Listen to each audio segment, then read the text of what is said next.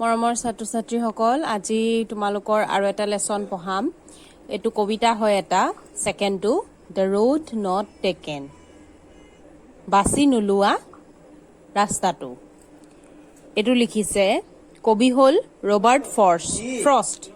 তোমালোকে কবিৰ নাম কবিতাৰ নাম হেবুৰ মনত ৰাখিবা This well-known poem is about making choices and the choices that shape us. এই কবিতাটো হৈছে মানুহে যে চয়েস কৰে চয়েস মানে বুজি পাইছা নে হয় ডিসিশন লয় ইটো এৰি হিটো চয়েস কৰে ইয়াত বস্তু চয়েস কৰাৰ কথা কোৱা নাই মানুহৰ ডিসিশনৰ কথা কৈছে জীৱনৰ সিদ্ধান্তৰ কথা কৈছে হেবুৰ যে চয়েসবোৰ কৰে হেই চয়েসেস বিলাকে আমাৰ ভৱিষ্যতটো নিৰ্ধাৰণ কৰে এতিয়া তুমি যি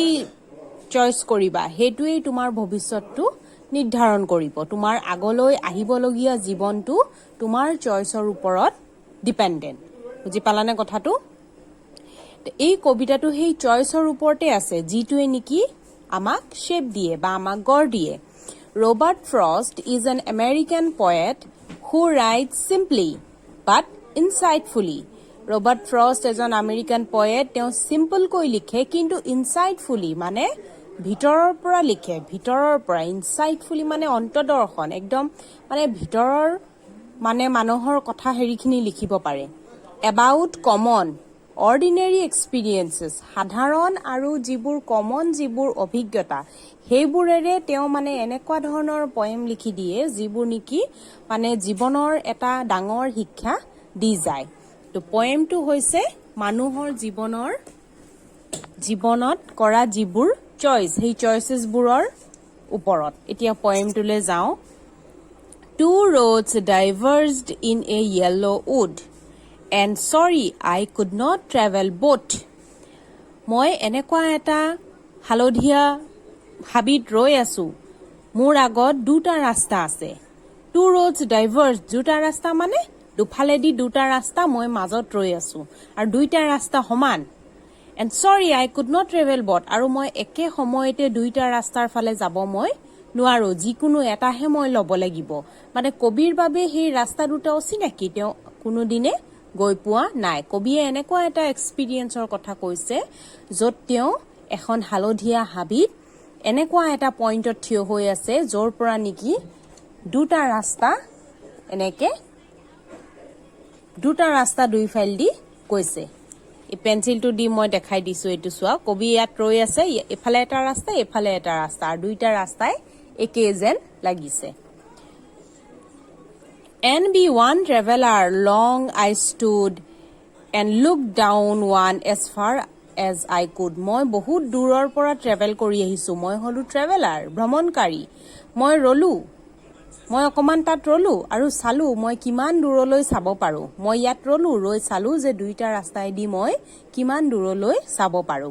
To where it bent in the undergrowth ঘন জোপোহাৰ আৰত ই ৰাস্তাটো কত গৈ বেকা হৈছে গৈ হেতু মই চাবলৈ চেষ্টা কৰিছিলো মানে ৰাস্তাবোৰ এনেকে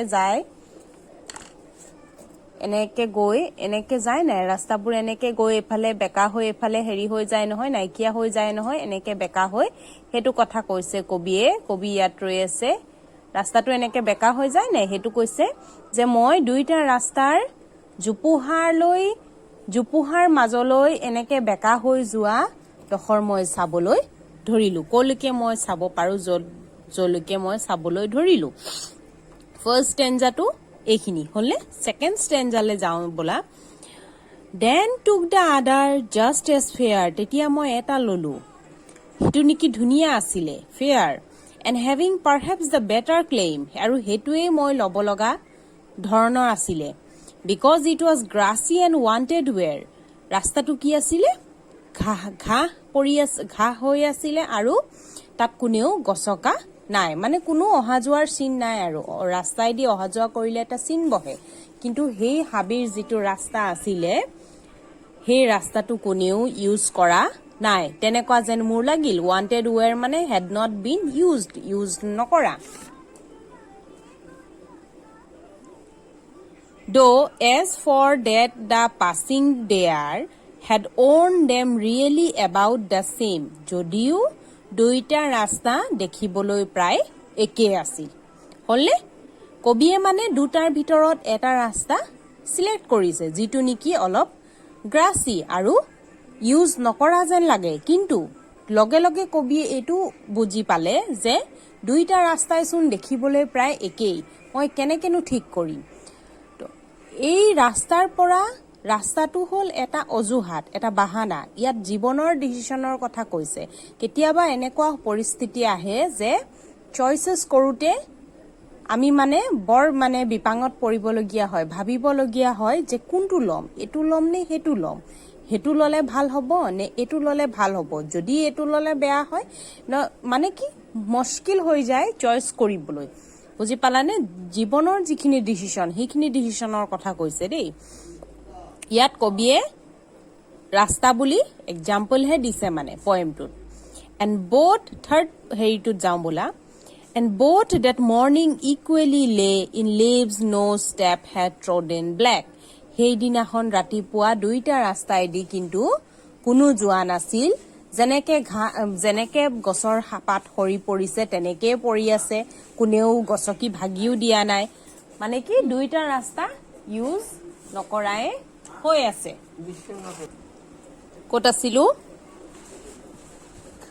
সেই দিনাখন ৰাতিপুৱা সেই দুইটা ৰাস্তাইদি কোনো যোৱা নাই